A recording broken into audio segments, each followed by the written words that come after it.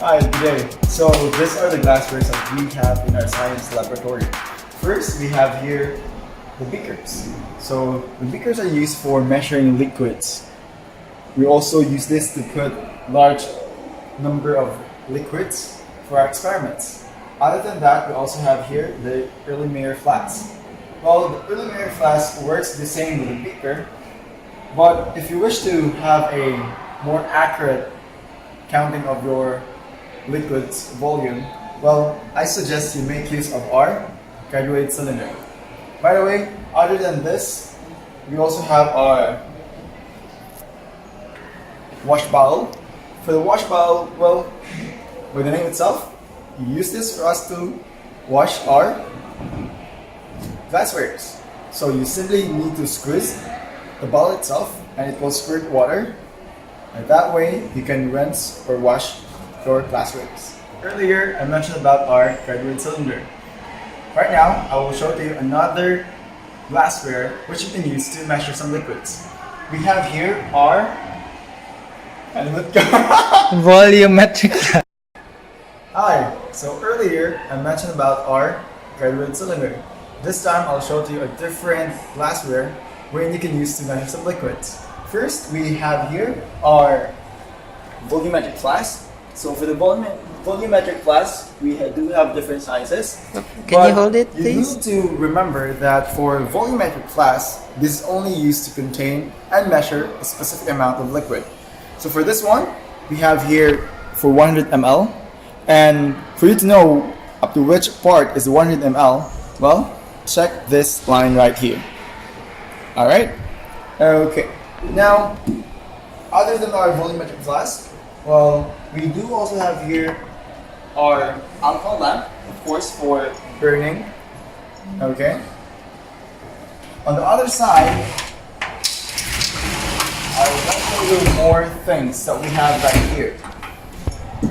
Okay, here is our funnel, so in different sizes, from large to the smallest one. We also have here our ceramics. So first we have our mortar and pestle. So I'm pretty sure you know how to use this. Okay. We also have our crucible. So for crucible, we use this to burn some specimens inside an incinerator. So we put it inside and then fire them at a very high temperature. Okay. At times, we also make use of triangular clay. For triangular clay, well, this is the thing that where we put our crucible. In any case, we'll be burning the crucible above an open fire. Okay, so what else do we have? Other than the crucible, we also have here our evaporating dish. Okay. We have our tongs. This tong is used to hold the beaker. This one is also a tong, but this is used for your crucible. So I'll show it to you how. So for the beaker, let's say this one, you can hold it or use it like this. Alright? Or if you've got your crucible tong, you can use it this way. So basically, we make use of these tongs to keep ourselves from being burned, or for us to just simply keep ourselves away from any risk of burning. Okay. Other than that, we also have our spotlight. So for spotlight, we make use of this for us to perform simple reactions. So in small quantities or amount, like maybe droplets of different solutions. So this is how we use our spotlight. What else? Okay, so we have here our test tube holder. Okay, to hold a test tube.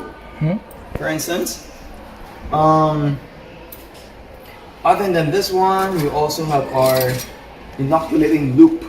So the primary use of this is when we culture some microorganisms like bacteria, for instance. Of course, we don't want to put our fingers right away on those.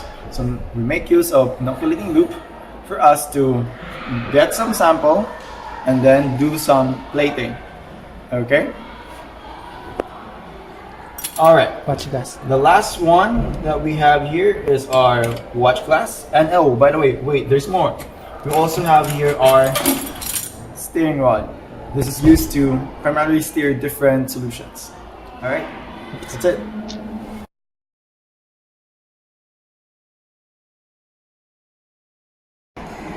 Hello, once again. So right now I'll show you how to do a simple setup in a science laboratory experiment. So here we have our iron stand with the iron rod. Okay, by the way, the iron rod is detachable from your stand, but for this experiment, we'll use both of them. Okay, so how do we do this? Well, basically, I'll be showing you different materials which we can use to connect to our iron stand. First, we have our clamp holder. So how do we use this? Well, you just need to connect this, place it right away on the side, okay? Place it on the length that we desire, and then do some tightening on the screw to put it in place. So as simple as that, okay? And then after which we can make use of this clamp. Okay, same thing as earlier. Go ahead and look for a desired length. So there you go. Okay, so at this point we will now be using the clamp to hold our early mayor flaps. So just tighten it up to make sure that the clamp hold the bottle in place. Okay, and for safety precautions, there are also times that, of course, we can make use of your O-ring. Okay, for the iron ring or the O-ring, you can go ahead and place it on the bottom side. Okay.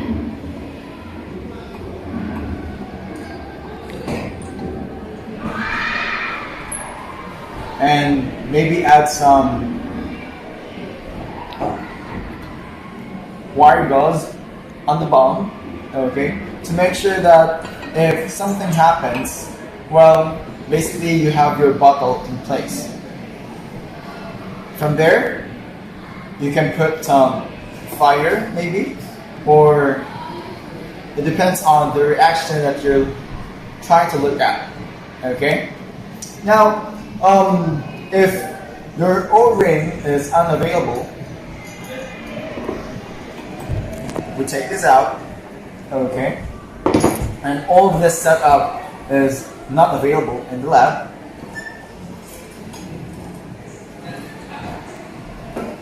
What I can recommend to you is for us to make use of our tripod. So this is used to support some experimentations by placing any bottle, for instance, at the top.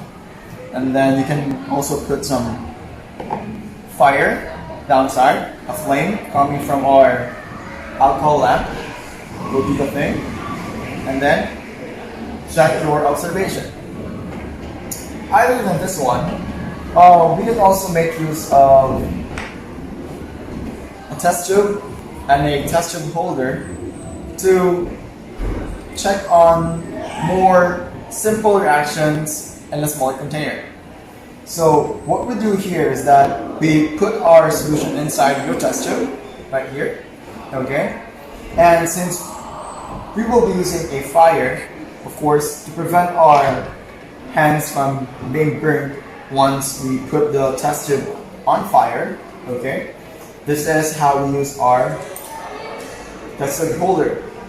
So you put your solution in the fire and move it, okay, sideways.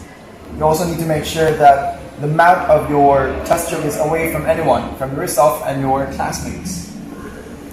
Okay, and then move your test tube every now and then for us to distribute the fire, the heat, and prevent the solution from splattering. So this is a very simple thing that you can do once you conduct an experiment using a test tube and a small container. So I think that's it for now. Thank you so much.